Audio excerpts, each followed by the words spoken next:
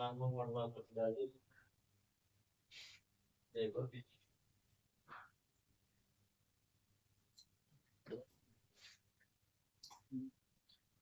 Morning बच्चों। आपका welcome कहते हैं टॉपर्स लेक्चर नंबर। मैं हूं अपने कुमार। आज केमिकल बॉन्डिंग का लेक्चर नंबर 3 हम स्टार्ट करने जा रहे हैं, जिसके अंदर मुझे पढ़ना है बॉन्ड पैरामीटर, कि अगर कोई केमिकल बॉन्ड में मुझे क्या क्या चीज चेक करना होते हैं और कैसे हम इस चीजों को चेक कर सकते हैं। तो बॉन्ड पैरामीटर है। अब इस बॉन्ड पैरामीटर में बॉन्ड लेंथ, बॉन्ड एंगल, फिर हम वहां पर से चेक करेंगे डायपोल मोमेंट। उसके बाद हम वो चेक करेंगे कि मेरे पास जो बॉन्ड है उसमें कितना पोलैरिटी है, नॉन पोलैरिटी है, ये सब चीजों के बारे में हमने हर लेक्चर में क्या लिखे, एक स्लोगन लिखे। यहाँ पर देखो लिखा, too much distance weakens the bond in chemistry and in life.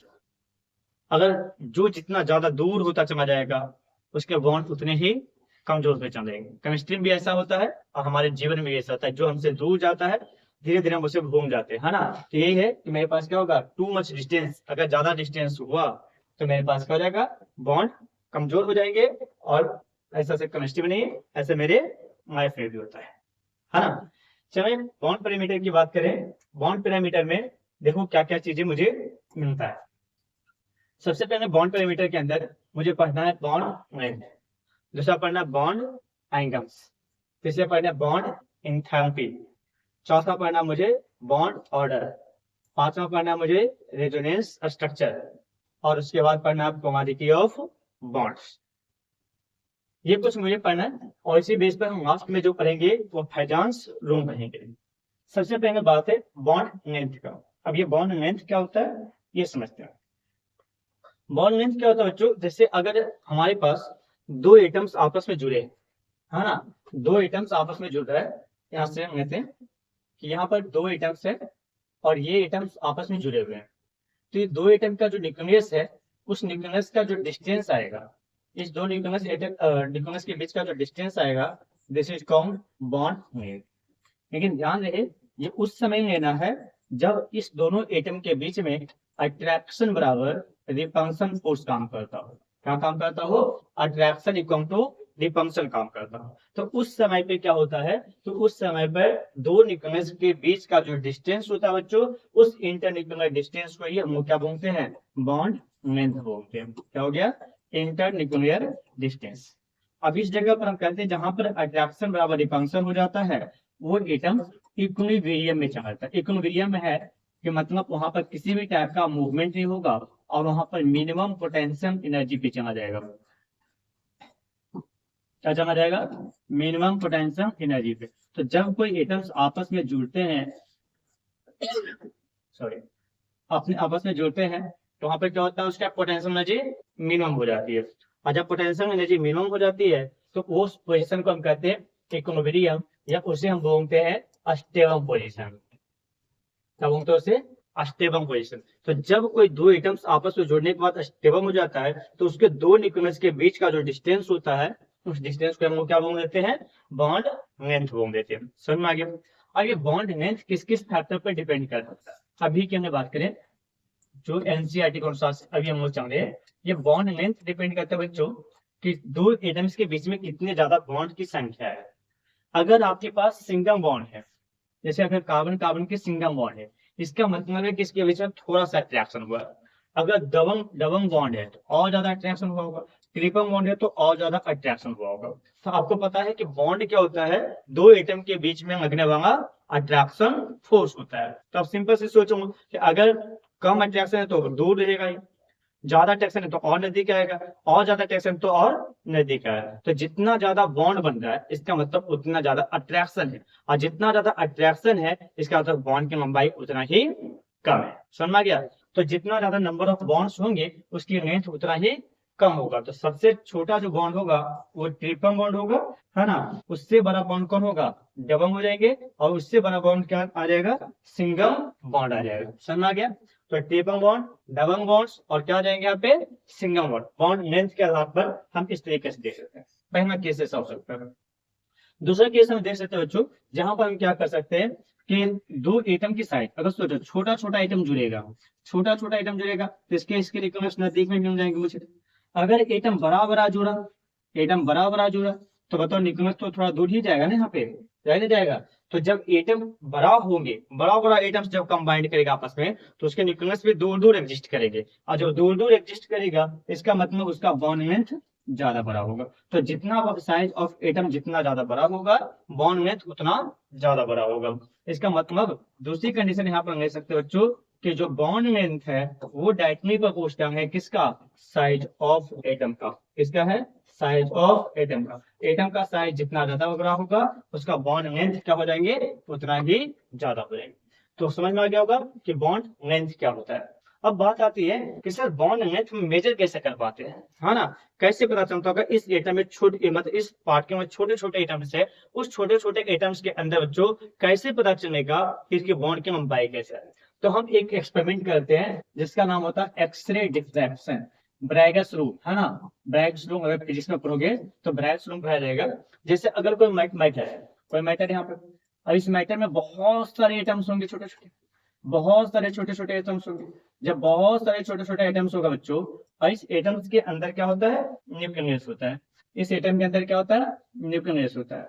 अब ये एटम के अंदर न्यूक्लियस होता है, जब इसके ऊपर एक्सरे छोड़ी जाती है, क्या छोड़ी जाती है इसके ऊपर, एक्सरे। एक्सरे क्या करता है कि एटम को क्रॉस करते हुए न्यूक्लियस से जाके टकराता है। किससे टकराता है, न्यूक्लियस से। तो यहाँ से एक्सरे आया होगा, इस न्यूक्लियस से टकराया होगा, यहाँ से एक्सरे आया होगा, इस न्यूक्लियस से टकराया होगा, ऐसे टकराया होगा। टकराने के बाद सबका क्या हो जाएगा, रिफ्लेक्शन। क्या हो जाएगा सबका, रिफ्लेक्शन, है ना। और जब रिफ्लेक्शन होगा तो यहाँ पर एक स्क्रीन लगा दो। जैसे स्क्रीन लगा दोगे तो देखो यहाँ पर क्या जाएगा तुम्हारा, कुछ कुछ रे आके टकराना शुरू हो जाएगा। तो दो रे के बीच में कुछ गैप स्पेस रहेगा, है ना। उस गैप स्पेस जो आती है उसी को हम लोग क्या बोलते हैं, बॉन्ड लेंथ। अब ये इतना बड़ा गैप स्पेस तो बोर्ड पे दिख रहा है ना, इतना बड़ा गैप स्पेस नहीं कि तुम आंख से देखोगे। तो इसके लिए कंप्यूटराइज डिवाइस लगाई जाती है, और कंप्यूटराइज डिवाइस से उसको, वो डिवाइस क्या करता है, खुद ही उसका बीच का लेंथ को मेजर करके बता देता है कि कितने एंगस्ट्रॉम में होगा। क्योंकि यहाँ पर जो बॉन्ड लेंथ है वो एंगस्ट्रॉम और नैनोमीटर में होता है ना।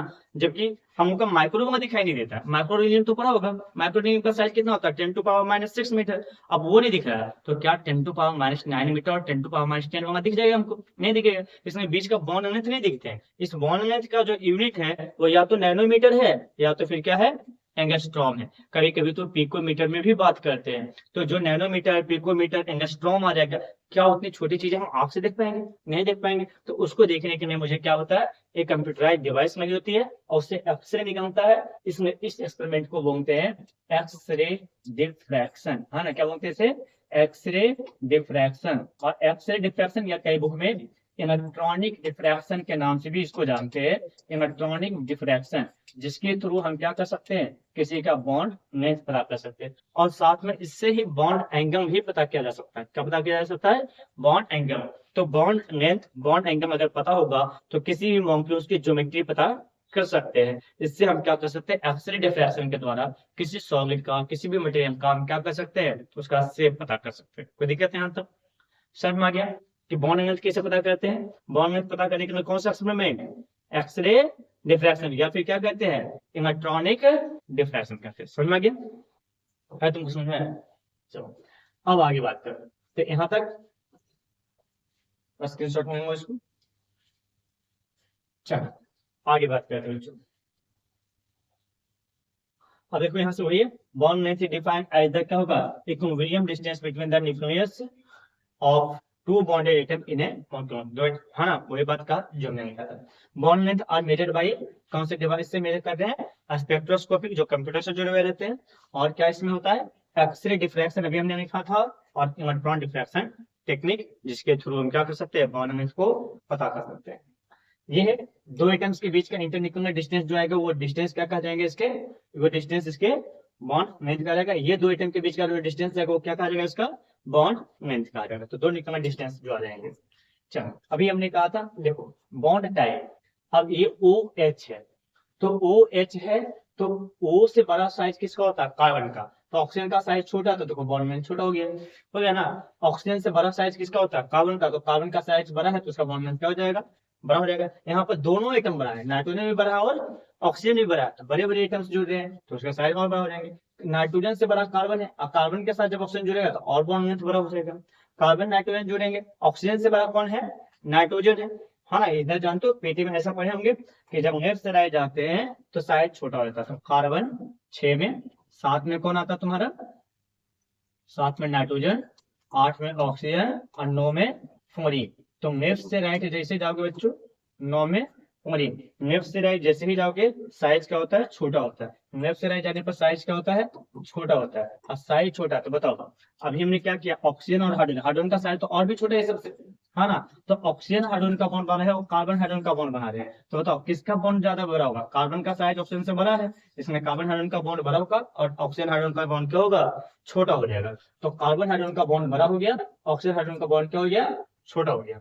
और देखो नाइट्रोजन और ऑक्सीजन, नाइट्रोजन और ऑक्सीजन इसका बॉन्ड देखना, सॉरी नाइट्रोजन और ऑक्सीजन, नाइट्रोजन ऑक्सीजन इसका बॉन्ड देखना है, एक बार कार्बन ऑक्सीजन का बॉन्ड देखना है। तो बताओ नाइट्रोजन ऑक्सीजन तो बड़ा बड़ा है ही, और कार्बन उससे और भी बड़ा है, तो एटम का साइज जैसा ही बड़ा होगा साइज क्या हो जाएगा, बॉन्ड का बड़ा हो जाएगा। तो देखो कार्बन ऑक्सीजन का बॉन्ड ज्यादा बड़ा है नाइट्रोजन ऑक्सीजन से। अब कार्बन नाइट्रोजन की बात करें, कार्बन नाइट्रोजन की बात करें और कार्बन कार्बन की बात करें, तो कार्बन कार्बन तो बड़ा बड़ा आइटम हो गया, और कार्बन नाइट्रोजन में कार्बन बड़ा और नाइट्रोजन क्या हो गया, छोटा हो गया। तो साइज क्या हो जाएगा, कार्बन नाइट्रोजन का छोटा, कार्बन कार्बन का क्या हो जाएगा, बड़ा हो जाएगा। अब यहाँ से देखो कार्बन डबल बॉन्ड, अभी बताए थे जैसे ही बॉन्ड की संख्या बढ़ाते हैं तो बॉन्ड की संख्या बढ़ाएंगे तो क्या हो जाएगा, साइज छोटा हो जाएगा। तो देखो कार्बन कार्बन सिंगल बॉन्ड और कार्बन कार्बन डबल बॉन्ड, क्या साइज छोटा हो गया ना क्या। कार्बन कार्बन सिंगल बॉन्ड 154 है और कार्बन कार्बन डबल बॉन्ड कितना है, 134 है। किसमें चेक किया हुआ, पिकोमीटर में, है ना। तो क्या हो गया, बॉन्ड छोटा हो गया कि नहीं हो गया। अब देखो carbon double bond O, carbon double bond O और तुम्हारे पास कार्बन सिंगल बॉन्ड O।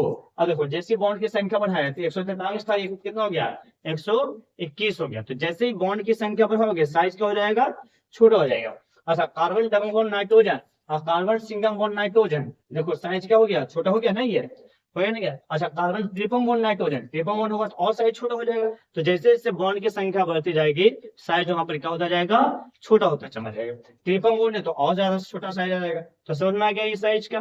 तो बॉन्ड लेंथ कैसे पता करते हैं, साइज पे पता करते हैं और नंबर ऑफ बॉन्ड पे पता करते हैं। जितना ज्यादा बॉन्ड है बॉन्ड लेंथ क्या हो जाएगा उतना कमेगा, क्योंकि उसमें अट्रैक्शन है। और नंबर साइज पे तो बताइए कि साइज जितना दूर होगा बड़ा होगा, न्यूक्लियस उतना डिस्टेंस पे जाएंगे। अगर न्यूक्लियस डिस्टेंस पे जाएगा तो बॉन्ड लेंथ क्या हो जाएगा, बड़ा हो जाएगा। हो जाएगा, चलो आगे बात करें। Next bond length is some common molecule. अब H2 है, H2 से बड़ा कौन साइज में है, F2, F2 से बड़ा कौन है, Cl2, क्योंकि पेटी में ऐसा पढ़ेगा fluorine chlorine bromine iodine, fluorine chlorine bromine iodine. Top से बॉटम आते हैं, टॉप से बॉटम आने पर साइज क्या हो जाता है, बढ़ जाता है। और साइज बढ़ेगा तो देखो जैसे जैसे साइज बढ़ा बॉन्ड लेंथ क्या होता चल गया, बढ़ता चल गया, समझ गया ना। अब N2 जो है वो H2 से बड़ा है ना।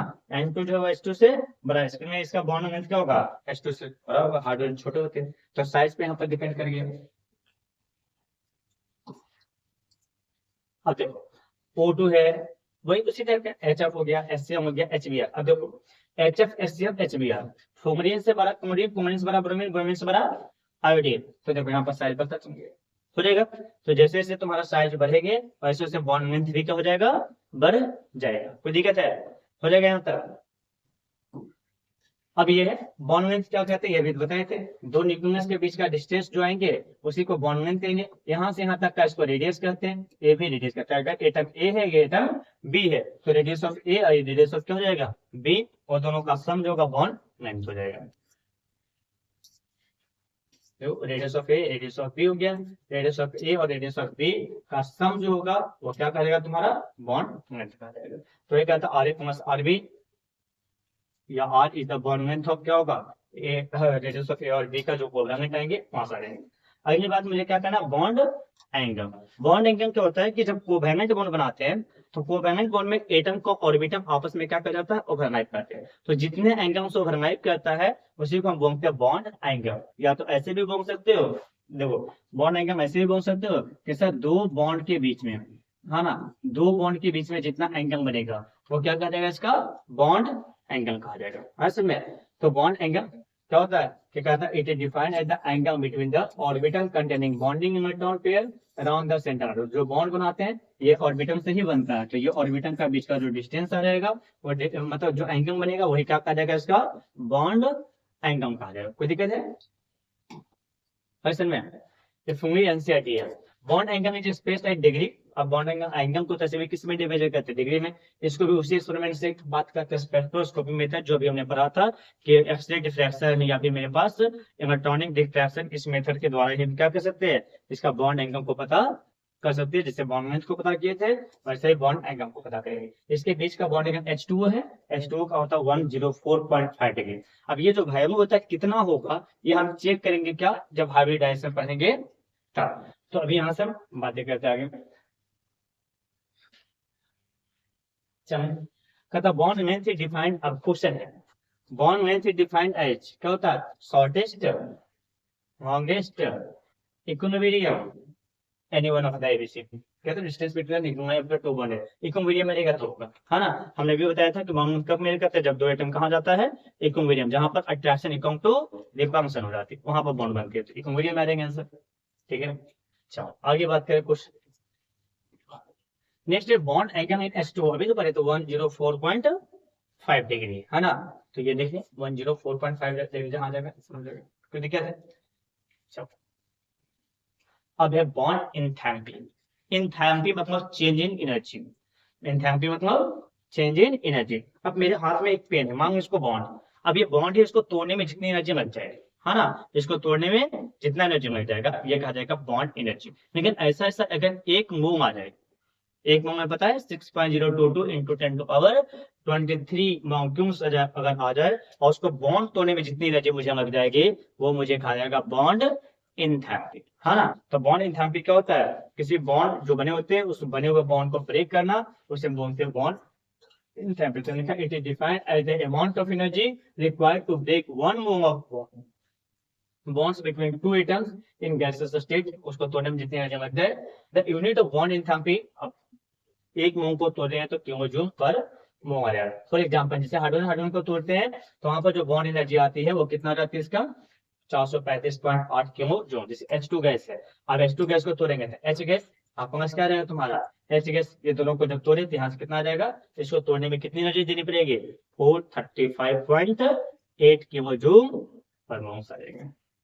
अगर मेरे पास बॉन्ड इंथैल्पी करें और जब वो फॉर्मल एटॉमिक मॉलिक्यूल्स है, जैसे H2O है तो इसमें दो से ज्यादा एटम आ गए, तो दो से ज्यादा एटम आ गए तो एक एक करके बॉन्ड तोड़ने हैं। किसके बॉन्ड तोड़ने हैं, एक एक करके बॉन्ड तोड़ना। और जब सारे बॉन्ड एनर्जी मुझे पता चल जाए तो उसका एवरेज निकाल देंगे तो पूरे मॉलिक्यूल्स का बॉन्ड हो जाएगा। कोई दिक्कत है ना। अब जैसे H2O है तो H2O को जब तोड़ोगे तो ऐसा तोड़ दोगे, जैसा H2O है HOH ऐसा बना रहता है, HOH बना था, पहले एक बॉन्ड तोड़ेंगे तो बनेगा H प्लस OH माइनस। ठीक है, तो इसको मांगो कि X जुड़ा, X एनर्जी आया, ठीक है। और जब हम क्या करेंगे, अब जो बचा OH, OH में भी तो बॉन्ड होगा, बॉन्ड होगा। अब ये OH को तोड़ेंगे तो ऑक्सीजन पे 2 माइनस H माइनस आएगा, इसका मतलब बाई एनर्जी आ गया। ठीक है, तो टोटल का पूछा है कि कितना हुआ, तो तुम इस दोनों का एवरेज निकाल देना, X प्लस बाई समझ आया, क्या निकालना है इसका एवरेज। जब मॉलिक्यूल्स में बहुत सारे बॉन्ड आ जाए तो हर एक बॉन्ड को तोड़ने के बाद जो उसकी इंथैल्पी आती है उस इंथैल्पी का एवरेज निकाल लेते हैं, है ना। और वो एवरेज ही कहा जाता है उस मॉलिक्यूल्स के क्या, बॉन्ड इंथैल्पी। क्या कहा जाता है उसे, बॉन्ड इंथैल्पी। समझ में आ गया इसका।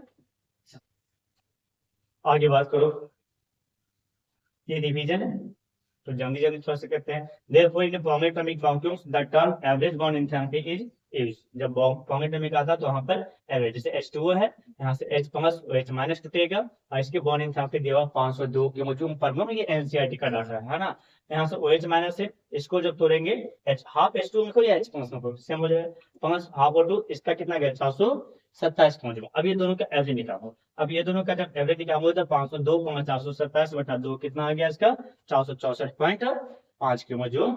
तो जब बहुत से बॉन्ड आ जाए तो उस बॉन्ड की इंथैल्पी तुम्हें दिया रहता है, आप तुम इसे पूरे मॉलिक्यूल का निकालना, तो क्या निकालोगे उसका एवरेज। बॉन्ड ऑर्डर पे आ जाओ। बॉन्ड ऑर्डर ये बताता है कि दो बॉन्ड के बीच में जब हम मूवी स्ट्रक्चर बना रहे हैं और उस मूवी स्ट्रक्चर में दो एटम के बीच में कितने बॉन्ड है, जितने नंबर ऑफ बॉन्ड आएंगे वो बॉन्ड ऑर्डर पे आ जाएगा। जैसे अगर हमने मान लो यहाँ पर बनाया सी सिंगल बॉन्ड सी, तो यहाँ पर बॉन्ड ऑर्डर 1 हो गया। यहाँ पर 2 बॉन्ड बनाया तो बॉन्ड ऑर्डर कितना हो गया, 2 हो गया। अगर यहाँ पर 3 बना रहे हैं तो कितना हो जाएगा बॉन्ड ऑर्डर, 3 हो। तो दो डिफरेंट एटम, मतलब दो फिक्स्ड एटम, डिफरेंट नहीं, दो फिक्स्ड एटम के बीच में जितने नंबर ऑफ बॉन्ड्स बनेगा उस नंबर ऑफ बॉन्ड को हम क्या बोलते हैं, बॉन्ड ऑर्डर बोलते हैं। तो इन द लुईस डिस्क्रिप्शन, जब लुईस का स्ट्रक्चर हमने बनाया था ऑफ कोवैलेंट बॉन्ड, तो the bond order is given by, जो बॉन्ड ऑर्डर होता है वो क्या होता है, द नंबर ऑफ बॉन्ड्स, क्या होते हैं, बॉन्ड की संख्या होती है किसके बीच में, between two atom in A molecules, एक मॉलिक्यूल्स के दो एटम के बीच में होता है। कोई दिक्कत है ना। तो यहाँ से क्या आ जाएगा, बॉन्ड ऑर्डर आ जाएगा। अब यहाँ से जो बॉन्ड ऑर्डर आएंगे उस बॉन्ड ऑर्डर में यहाँ से हम कहते हैं H2 बॉन्ड ऑर्डर कितना हो गया 1, O2 का बॉन्ड ऑर्डर कितना हो गया 2, N2 का बॉन्ड ऑर्डर 3। कैसे होता है, H2 जब बनाते हैं बच्चों तो H2 में क्या होता है, H और H सिंगल बॉन्ड से जुड़े होते हैं। O2 में ऑक्सीजन किससे जुड़ा होता है, डबल बॉन्ड से। और नाइट्रोजन में N कितने बॉन्ड से जुड़े होते हैं, ट्रिपल बॉन्ड से। तो देखो नाइट्रोजन के बारे में 5 इलेक्ट्रॉन होता है, 3 से शेयर किया तो 5 3 8, 3 इधर हो गया 5 2 को इधर, तो शेयर कर रहे हैं 3 2 6। यहाँ पर क्या होते हैं, 2 2 का 1 पेयर होता है यहाँ पे। तो ये आ जाएंगे आपको ऑक्टेट। हाइड्रोजन तो ड्यूट पूरा करते हैं, 2 2 पूरा करते हैं, उसको तो ऑक्टेट से मतलब नहीं है। तो ऐसे में यहाँ पर बॉन्ड ऑर्डर 1, यहाँ पर 2, यहाँ पर कितना आ गया 3 आ गया। तो बॉन्ड ऑर्डर निकाल सकते हो। ये तीनों से क्वेश्चन आते हैं हर एक एग्जाम में, bond length, bond order, bond enthalpy, है ना। इस सबसे तुम्हें क्वेश्चन आए रहते हैं। आप पीवाईक्यू हम करवाएंगे इस चैप्टर के लास्ट में, जहां पर हम देखेंगे कि किस तरीके से यहाँ से क्वेश्चन पूछे जाते हैं। आगे देखते हैं, कहता आइसोमेटोनिक मॉलिक्यूल्स अगर ions have identical bond order. अगर कोई मॉलिक्यूल्स आइसोमेटोनिक आ गया, आइसोमेटोनिक मतलब क्या होगा, जिसके पास इलेक्ट्रॉन की संख्या क्या रहेगी, सेम। जैसे अगर मान लो मेरे पास F2 पर एक माइनस है और एक हो गया, तो F2 ही सिर्फ लेते हैं, ठीक है, एक हो गया O2 पे -2। अब बताओ फ्लोरीन में 9 इलेक्ट्रॉन होते हैं, तो 9 दूनी 18, इसके पास 18 इलेक्ट्रॉन हो गए। इसके पास ऑक्सीजन के 8 एटम है, तो 8 दूनी 16, और 2 को माइनस है तो माइनस इलेक्ट्रॉन को गेन करना। इसके पास भी 18 हो गया, तो ये दोनों का बॉन्ड ऑर्डर सेम होगा। समझ में आ गया। तो जब अगर मेरे पास क्या हो जाएंगे, अगर मेरे पास आइसोमेटोनिक आ जाए तो आइसोमेटोनिक का बॉन्ड ऑर्डर हमेशा क्या रहता है, सेम रहता है। कोई दिक्कत है ना। कई बार तुम्हें क्या होगा, जब डिफरेंट तुम्हें बॉन्ड ऑर्डर मांगेगा तो सबसे पहले चेक कर लेना कि क्या वो आइसोमेटोनिक है या नहीं है। अगर आइसोमेटोनिक है तो कुछ सोचना नहीं, एक का भी बॉन्ड अगर पता है तो दूसरे का भी बॉन्ड को रहेगा पता चल जाएगा। अब यहाँ से आगे बात करें, कहता वही एग्जाम्पल यहाँ पर भी है, F2 एंड O2 पे -2, दोनों का बॉन्ड ऑर्डर क्या हो जाएंगे, सेम हो जाएंगे। अब कहता है बॉन्ड ऑर्डर डायटोनिक का क्वेश्चन होता है बॉन्ड एंथैल्पी। अब इमेजिन करो अगर एक बॉन्ड है तो उसको तोड़ने में एनर्जी कम लगेगा, है ना। एक कहानी सुना ना कट्ठरवा में, एक मकड़ी है एक स्टिक है तो तोड़ना आसान है, मकड़ी का गट्ठर आ गया तो तोड़ना थोड़ा सा क्या है, मुश्किल है। तो सोचो एक बॉन्ड अगर है तो एक बॉन्ड है तो उसका एनर्जी थोड़ा कम होगा, होगा, एक बॉन्ड का एनर्जी कम होगा। 2 बॉन्ड आ रहेंगे तो क्या रहेगा, एनर्जी और ज्यादा लगाना पड़ेगा तोड़ने के में। 3 बॉन्ड आ जाएगा तो एनर्जी और क्या होगा, और ज्यादा लगाना पड़ेगा। तो जितना ज्यादा बॉन्ड ऑर्डर आएंगे क्या उसको तोड़ने में एनर्जी उतना ही ज्यादा खर्च होगा, और ज्यादा एनर्जी खर्च होगा। इसमें लिखते हैं कि बॉन्ड ऑर्डर पर पूछना होती है किसकी, बॉन्ड एंथैल्पी की। जितना ज्यादा बॉन्ड ऑर्डर होगा उसकी एंथैल्पी क्या होगा, उतना ही ज्यादा होता है। समझ में आ गया इसका। दूसरी बात कहता है कि बॉन्ड ऑर्डर इनवर्सली प्रोपोर्शनल होती है बॉन्ड लेंथ का। अब अभी तो बताए थे कि तुम्हारे पास क्या होता है, नंबर ऑफ बॉन्ड बढ़ाओगे इसका मतलब अट्रैक्शन बढ़ेंगे, अट्रैक्शन बढ़ेंगे तो बॉन्ड लेंथ क्या होता जाएगा, छोटा होता चला जाएगा। तो चलो ये तो समझ में आ गया तुमको। अब है कॉन्सेप्चुअल क्वेश्चन। यहाँ से अब इस कॉन्सेप्चुअल क्वेश्चन में arrange the flowing order decreasing bond angles, decreasing bond angle से। पहला CH4 देखना,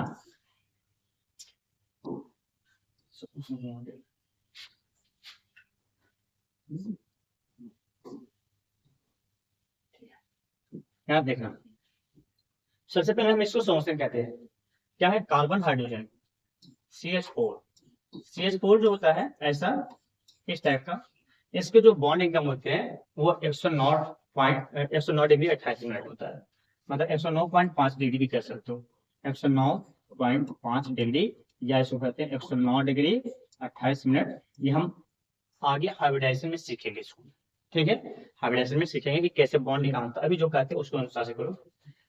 अब है NH3, NH3, इसके पास एक बॉन्ड पेयर होता है, इसके जो बॉन्ड एंगल होते हैं वो 160 डिग्री का आसपास होता है। H2O, ऑक्सीजन के पास दो बॉन्ड पेयर होते हैं। अच्छा, जितना ज्यादा बॉन्ड पेयर होगा ना, बॉन्ड उतना छोटा होता चला जाएगा। तो ये तुम्हारे पास क्या आ जाएंगे, 104.5 डिग्री, ठीक है। और C2H2, तो C ट्रिपल बॉन्ड CH आ गया। अब यहाँ पर जो बॉन्ड एंगल होते हैं बच्चों वो 180 डिग्री होता है ना। अब इसके आधार पर इसने कहा कि arrange the following order in decreasing bond angle, decreasing मतलब बड़ा से छोटा। तो सबसे बड़ा किसका हो गया आपको, C2H2 का हो गया, तो यहाँ पर C2H2 बनेगा। इससे छोटा कौन बॉन्ड एंगल हो गया आपका, इससे छोटा आपको यहाँ पर दिख रहा है 109 डिग्री। अच्छा, बीच में BF3 भी था ना, BF3 छूट गया। BF3 120 डिग्री होता है, BF3 डायगोनल प्लेनर होते हैं इसके से, और ये कितना डिग्री होता है, 120 डिग्री। तो यहाँ से BF3 आ जाएगा। इसके बाद आपके पास कितना आ गया, 109 डिग्री, मतलब आ गया CH4। इसके बाद क्या आ गया आपके पास, CH4 के बाद आ गया NH3, और सबसे छोटा किसके पास बॉन्ड एंगल था, H2O के पास। तो ये अभी बॉन्ड एंगल हमें याद है, आपको नहीं याद होगा। जब हाइब्रिडाइजेशन हम पढ़ेंगे तो हाइब्रिडाइजेशन में हम इस बॉन्ड एंगल को पढ़ेंगे। तो जो बच्चे टारगेट कर रहे हैं इसमें जेईई और नीट की बातें कर रहे हैं, उनको तो कुछ कुछ आइडिया होगा कि हमने एक बार बॉन्ड एंगल पीछे पढ़े हुए होंगे। नहीं, जो फर्स्ट बार इसको 11th वाला में देख रहे हो, 12th वाला में देख रहे हो, पहली बार देख रहे हो, तो वहां पर हम आगे जाकर के हाइब्रिडेशन चेक करेंगे और हाइब्रिडेशन से बॉन्ड निकालना सीख जाएंगे, है ना। तो यहाँ से आपको ये समझ में आ जाएगा। अभी तक एक क्वेश्चन बीच में आ गया, इसको पीछे आना चाहिए था, ठीक है, आगे तो समझ में करनी। Which of the following is the largest bond angle, किसके पास, अभी तो हमने चेक किया ना, NH3 PH3 SH3 SB3। देखो यहाँ से क्या होगा कि ये आगे हम एक पढ़ेंगे ड्रैगोस रूल। अब इसका क्वेश्चन मत ध्यान रखना, ड्रैगोस रूल में कहा जाता है कि जिसके पास एक बॉन्ड पेयर और हाइड्रोजन से जुड़ा हुआ हो, वो ग्रुप पीटी में थर्ड पीरियड से नीचे का अगर एलिमेंट आता है तो उसका बॉन्ड एंगल अप्रोक्सीमेट 90 डिग्री के आसपास होता है। तो ये सब जो होते हैं हमें यहाँ पर पहले क्वेश्चन आ गया, पता नहीं, इसको हम पीछे कर देंगे, पीछे जब ड्रैगोस रूल बनाएंगे वहां पर इसको मारेंगे। इसका बॉन्ड एंगल 90 डिग्री के आसपास होता है और इसका 160 डिग्री होता है। तो बॉन्ड एंगल किसका बराबर हो जाएगा, NH3 का हो जाएगा। क्वेश्चन पीछे हो जाएगा इसका, अभी देखूंगा इसका। फिर है the bond energy in hydrogen decreases in the order, bond energy किसका होगा, तो सबसे ज्यादा आपके पास क्या हो जाएगा, CM2 Br2 F2 का साइज छोटा होता है, इसका काम से हाइड्रोजन का बहुत बड़ा होता है, तो टूट जाता है आसानी से। ये भी क्वेश्चन बाद में आने वाले थे, कंसेप्ट ऑफ क्वेश्चन पहले आ गया।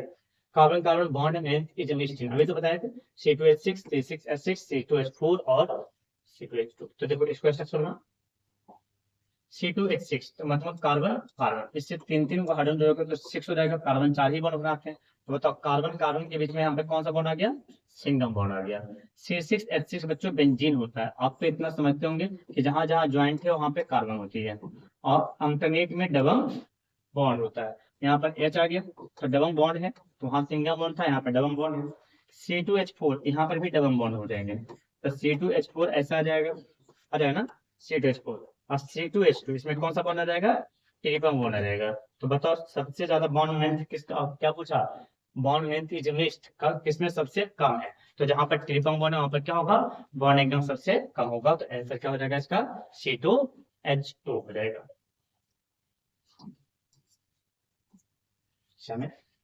अगला bond order in N2 molecule, अभी तो बताए थे 3 होता है।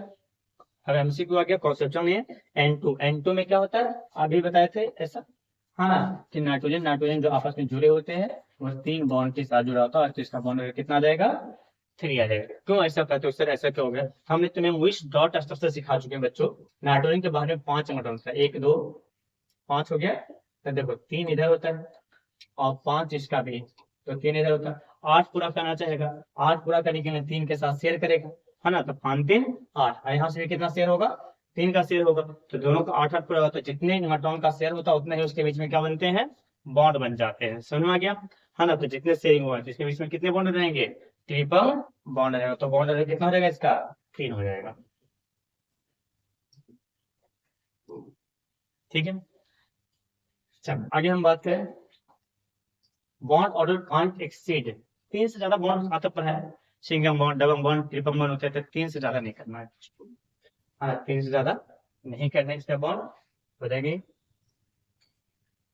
बॉन्ड एंगल इज मोर इन, अभी तो बताए थे NH3 H2O CH4 BF3। BF3 120 degree था, है ना। CH4 109 डिग्री 28 मिनट था। H2O के 104.5 डिग्री थे और NH3 कितना था, 107 डिग्री था। बॉन्ड लेंथ इज मोर इन, किसमें बॉन्ड लेंथ ज्यादा होगा, N2 O2 F2 CL2। अब देखो यहाँ N2 के पास जो बॉन्ड ऑर्डर है, बॉन्ड लेंथ बच्चों, ये 3 बॉन्ड ऑर्डर है, यहाँ पर 3 है तो बॉन्ड छोटा हो जाएगा, यहाँ पर 2 है तो और बॉन्ड छोटा हो जाएगा। फ्लोरीन के पास सिंगम है और क्लोरीन के पास में सिंगम है, ठीक है। तो बताओ किसका बॉन्ड ज्यादा बड़ा होगा, क्लोरीन का साइज बड़ा है। फ्लोरीन से क्या है, क्लोरीन का साइज बड़ा है। क्लोरीन का साइज बड़ा है तो साइज बड़ा होने के कारण से बॉन्ड N3 का हो जाएगा, बढ़ जाएगा तो सबसे ज्यादा किसका हो जाएगा, सीएम। चलो आगे की बात करें हम यहाँ से। अब है रेजोनेंस स्ट्रक्चर। रेजोनेंस स्ट्रक्चर क्या होता है पहले ये समझिए, यहीं पे समझना है ना। यहीं पे हम समझते हैं रेजोनेंस स्ट्रक्चर क्या होता है। सबसे पहले तो बात है resonance is a hypothetical structure. Hypothetical मतलब काल्पनिक, है ना। जैसे तुम वो कहता ना भूत की कहानी, देखा तो नहीं है कभी आज तक, फिर भी विश्वास करते ही है, हाँ। जिसने देखा होगा, जिसको फीम आया होगा उसके लिए भी ठीक है, जिसने नहीं देखा हुआ ऐसे ही फीम कर लेता है।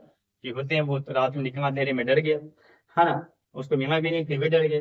तो हाइपोथेटिकल करना, मानो तो भी ठीक है, नहीं मानो तो भी ठीक है। अब एग्जिस्ट करता है नहीं करता है पता नहीं। ऐसे ही तुम सोचो एक ओजोन का हम स्ट्रक्चर बनाते हैं O3 का, ठीक है। अभी O3 का जो स्ट्रक्चर बनाते हैं बच्चों, इसमें क्या है कि हम ऑक्सीजन 3 ऑक्सीजन लेंगे, ठीक है, ठीक है। एक एक बॉन्ड हमने बना लिया, क्यों बना लिया, क्योंकि सबके बाद में 6 इलेक्ट्रॉन होता था, बस ऐसा समझ। सबके बाद में क्या होता था, 6 इलेक्ट्रॉन, तो 4 5 2 4 5, यहाँ भी होता था 2 4 5, ऐसा होता था। अगर मान लो इसमें एक एक इलेक्ट्रॉन का शेयर कर लिया तो 6 एक साथ साथ हो गया दोनों का, एक वो इसके साथ शेयर कर लिया, इसको भी कितना हो गया, 7 हो गया। लेकिन सबको चाहिए था 8, सबको क्या चाहिए था, 8 है बजाय पास से 6, तो ये क्या कहता है एक इलेक्ट्रॉन के साथ और शेयर करने का, ठीक है। अब एक इलेक्ट्रॉन के साथ शेयर कर लिया तो इसको तो 8 हो गए, है ना। नहीं इसका पहले से 8 हो चुका था, इसको पहले से क्या हो चुका था, देखो 6 था, एक है किसने शेयर कर लिया था, एक है किसने शेयर कर लिया था, तो उसको 8 तो हो गया। अब इसको 8 नहीं हुआ, इसको भी 8 नहीं हुआ। तो ये क्या कहता है कि देखो ऐसा करो कि तुम मुझे एक पेयर इलेक्ट्रॉन दे दो दान में, ठीक। ऐसे बॉन्ड को कहते हैं कोऑर्डिनेट। तो क्या कहता है, हम तुमसे बेगाना थोड़ा है, हमको जब उसको दान दे दिया तो हमको नहीं देगा, वैसे नहीं बात है। तो कई बच्चे क्या कहते हैं कि ओजोन का जो स्ट्रक्चर बनाते हैं इस टाइप से बनाते हैं, एक तरफ O डबल बॉन्ड O बनाते हैं, एक तरफ सिंगल बॉन्ड बनाते हैं। अब इसमें देखो क्या होता है, यहाँ पर 2 इलेक्ट्रॉन बचे रहते हैं और यहाँ पर वो क्या कर देते हैं कि 2 2 4 कर देते हैं और यहाँ पे 3 6 इलेक्ट्रॉन कर देते हैं, ऐसा, है ना। अब कोई बच्चा जो है इसी का स्ट्रक्चर क्या बनाया, ऐसा बनाया कि सर इधर सिंगल बॉन्ड कर दिया, इधर डबल बॉन्ड कर दिया, ऐसा। अब स्ट्रक्चर दोनों गलत नहीं है। तो जब मूवीज का कॉन्सेप्ट हम यूज करते हैं ना बच्चों, तो मूवीज का कॉन्सेप्ट नहीं क्या होता है, ऐसे कई स्ट्रक्चर तैयार हो सकते हैं, एक ही मॉलिक्यूल्स का कई स्ट्रक्चर तैयार हो सकता है। और जब एक ही मॉलिक्यूल्स का कई स्ट्रक्चर तैयार हो जाता है ना, तो हम उसे बोलते हैं रेजोनेंस स्ट्रक्चर। क्या बोलते हैं, रेजोनेंस स्ट्रक्चर। जैसे एक और बनाते हैं CO3 पे -2, अब ये देखो CO3 पे -2, अब किसी बच्चे ने इसका स्ट्रक्चर ऐसा बनाया, क्या इसको गलत कर दोगे, CO3 पे -2, इसने इधर इधर वहां पर -1। अब किसी बच्चे ने ऐसा बना लिया कि सर CO इधर दे देते हैं, एक ऑप्शन पर माइनस हो गया, क्या ये गलत स्ट्रक्चर नहीं, सब स्ट्रक्चर सही है। तो जब मूवी से स्ट्रक्चर हम बनाते हैं तो मूवी से स्ट्रक्चर में क्या होता है, बच्चे अलग अलग स्ट्रक्चर तैयार कर लेते हैं। सब स्ट्रक्चर एक ही मॉलिक्यूल्स का है, सारा का सारा स्ट्रक्चर क्या है, एक ही मॉलिक्यूल्स का, बट डिफरेंट है। तो इस डिफरेंट स्ट्रक्चर को हम लोग क्या बोलते हैं, हम लोग क्या बोलते हैं इसको, रेजोनेंस। क्या बोलते हैं इसे, रेजोनेंस। तो मूवीज डॉट स्ट्रक्चर में हम लोग कई हाइपोथेटिकल स्ट्रक्चर बनाया जा सकता है, लेकिन इसमें जो इलेक्ट्रॉन है वो इक्विलिब्रियम में नहीं है। इक्विलिब्रियम मतलब स्टेबल। अब देखो इसके बीच में भी डबल बॉन्ड था, अब उठ के इसके बीच में आ गया, फिर उठ के इसके बीच में चला गया, तो इलेक्ट्रॉन तो अभी घूम ही रहा है ना, मिनिमम पोटेंशियल पे कहाँ आया वो, और नहीं वो इक्विलिब्रियम में आया। तो ये इलेक्ट्रॉन लगातार घूमते रहे, तो जिसके अंदर इलेक्ट्रॉन डेंसिटी लगातार घूमते रह जाए तो वैसे स्ट्रक्चर को स्टेबल स्ट्रक्चर नहीं करते। तो ऐसे रेजोनेंस स्ट्रक्चर जो होते हैं वो हाइपोथेटिकल है। हमने अपने मन से पेपर पे ड्रॉ किए, जो मूवीज ने बताया कि 8-8 पूरा करना है, तो 8-8 पूरा करने के चक्कर में हम किसी के साथ भी क्या करेंगे, इधर उधर एटम बनाएंगे। हम थोड़ी देख रहे हैं लेबोरेटरी में कि लेबोरेटरी में कैसे एटम शेयर किया होगा, नहीं देख रहे हैं। हमको पेपर पर मौका मिला, हमको अभी बोर्ड पर मौका मिल रहा है, तुमको पेपर पर भी मौका मिल रहा है, तुम अपने मन से स्ट्रक्चर बना रहा, हम अपने मन से स्ट्रक्चर बना रहे हैं, किसी ने देखना नहीं है कि सही है या गलत है। तो एक ही मॉलिक्यूल्स का कई ज्योमेट्री बन सकते हैं, जब एक ही मॉलिक्यूल्स का कई स्ट्रक्चर बन सकता है, दिस इज हाइपोथेटिकल। कैसे क्या हो सकता है ये, हाइपोथेटिकल। ये सारे हाइपोथेटिकल स्ट्रक्चर को हम लोग क्या बोलते हैं, रेजोनेंस स्ट्रक्चर बोलते हैं। अब हमको पता कैसे चलेगा सर रियलिटी क्या, अभी हमने बॉन्ड एंगल बॉन्ड लेंथ पता करें, जब ऐसे मॉलिक्यूल्स मुझे मिलेंगे तो हम कैसे पता कर पाएंगे कि इसका बॉन्ड लेंथ बॉन्ड एंगल क्या होगा। तो हम इसका एक हाइब्रिड स्ट्रक्चर बनाते हैं, और वो सिंगल स्ट्रक्चर होता है, और वही सारे प्रॉपर्टी को एक्सप्लेन करता है। क्या करता है, उसे बोलते हैं रेजोनेंस हाइब्रिड। तो देखो कुछ है नहीं, हम एक साइंटिस्ट है केकुमे, इन्होंने क्या कर दिया, इसका बीच का कॉन्सेप्ट कहा कि देखो तुम वो क्या कर रहे हो, झगड़ा कर रहे हो ना, सिंगल बॉन्ड का कुछ दिक्कत नहीं है, सिंगल जैसे वैसे है। ये जो डबल बॉन्ड है, तुम इसको कभी यहाँ रख रहे हो, कभी यहाँ रख रहे हो, कभी इधर भाग रहा है, कभी इधर पेंडुलम बना हुआ है, हाँ कभी इधर कभी उधर, कभी इधर कभी उधर पेंडुलम भाग रहा है। कहा कि इसको बराबर करो, क्या करेंगे, इसमें जो भी इलेक्ट्रॉन की डेंसिटी आधा आधा पार्ट दो,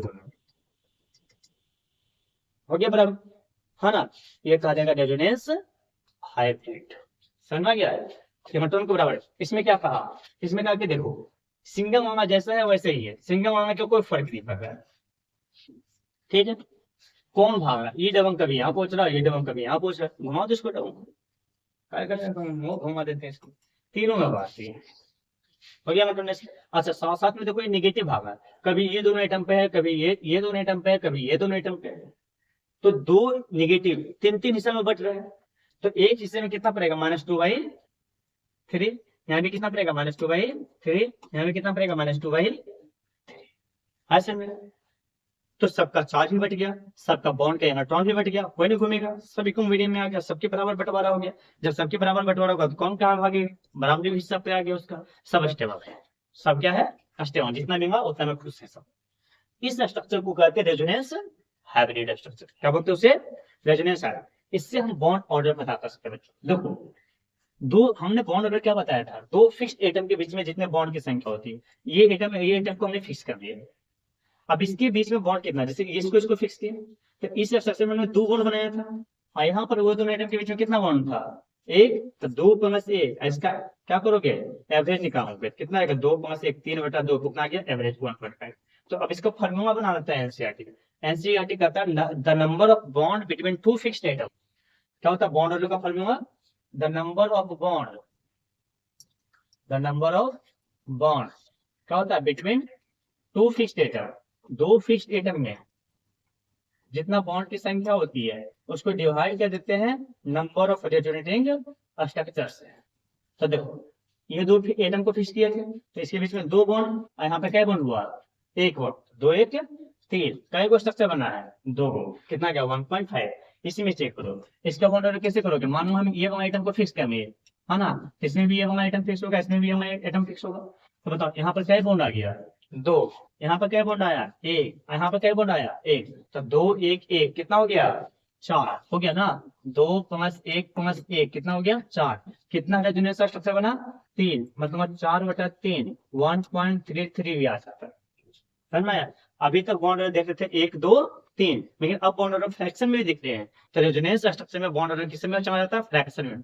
अच्छा अगर फॉर्मूला मुझे नहीं याद रहा तो कैसे बनाएंगे, अभी ये देखो रेजोनेंस हाइब्रिड था, ये सॉलिड बॉन्ड है, मतलब 1 बॉन्ड हो गया।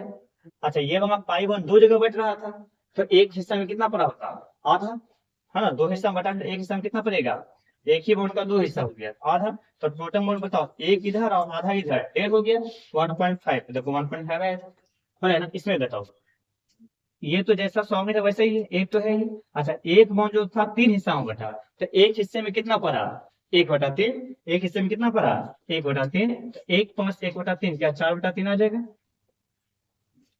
आई रह गया। तो आप यहाँ से भी देख सकते हो, तो ये एक रेजोनेंस हाइब्रिड है जिसके थ्रू हम क्या कर सकते हैं, कैरेक्टर देख सकते हैं। एक ही कंपाउंड का मूविंग स्ट्रक्चर बहुत सारे तैयार किए जा सकते हैं, वो मूविंग स्ट्रक्चर जब बहुत सारे तैयार होते हैं तो हम उसे क्या बोल देते हैं, क्या बोलते हैं, रेजोनेंस स्ट्रक्चर, क्या बोलते थे उसे, रेजोनेंस स्ट्रक्चर। और उसी रेजोनेंस स्ट्रक्चर से हम क्या बनाते हैं, रेजोनेंस हाइब्रिड। और उसी से क्या निकाल लेते हैं, बॉन्ड ऑर्डर। इससे पता चलता है कि बॉन्ड ऑर्डर फ्रैक्शन में भी हो सकता है। बॉन्ड ऑर्डर क्या हो सकता है, फ्रैक्शन में हो सकता है। सिंगल बॉन्ड, फिर पार्शियल डबल बॉन्ड, ऐसे होता है। देखो सिंगल बॉन्ड हो गया, फिर पार्शियल डबल बॉन्ड हो जाएंगे, फिर डबल बॉन्ड हो जाएगा, फिर पार्शियल ट्रिपल बॉन्ड हो जाएगा, और फिर ट्रिपल बॉन्ड हो जाएगा, ऐसे बढ़ेंगे। अब सोचो हमने पढ़ा था कि बॉन्ड ऑर्डर इनवर्सली प्रोपोर्शनल होता है किसका, बॉन्ड लेंथ का। तो सबसे छोटा बॉन्ड किसका, 3 का, फिर पार्शियल थर्ड का, फिर 2 का, फिर पार्शियल डबल, फिर किसका आ जाएगा, सिंगल का सबसे बड़ा बॉन्ड लेंथ होगा। तो जब बहुत से जो पॉलीएटॉमिक मॉलिक्यूल्स होते हैं उसका बहुत सारे स्ट्रक्चर तैयार कर लेते हैं, और जब बहुत सारे स्ट्रक्चर तैयार होता है तो उसका एक हाइब्रिड बना लेते हैं, उससे उसका बॉन्ड ऑर्डर पता हो जाती है, और बॉन्ड ऑर्डर से बॉन्ड लेंथ पता चल जाते हैं, और बॉन्ड ऑर्डर से बॉन्ड एंथैल्पी भी पता चल जाती है ना। तो हम एक चीज सीखने से कई चीजों को रिलेट कर सकते हैं, जोड़ सकते हैं। ऐसे ही जैसे जैसे आगे केमिस्ट्री में बढ़ते जाएंगे हर चीजों को कनेक्ट होते चला जाएगा, और जब हर चीजें कनेक्ट होते चल जाएंगे तो हम यहाँ से इसको जोड़ सकते हैं। समझ में आ गया रेजोनेंस। चलो आगे बात करते हैं।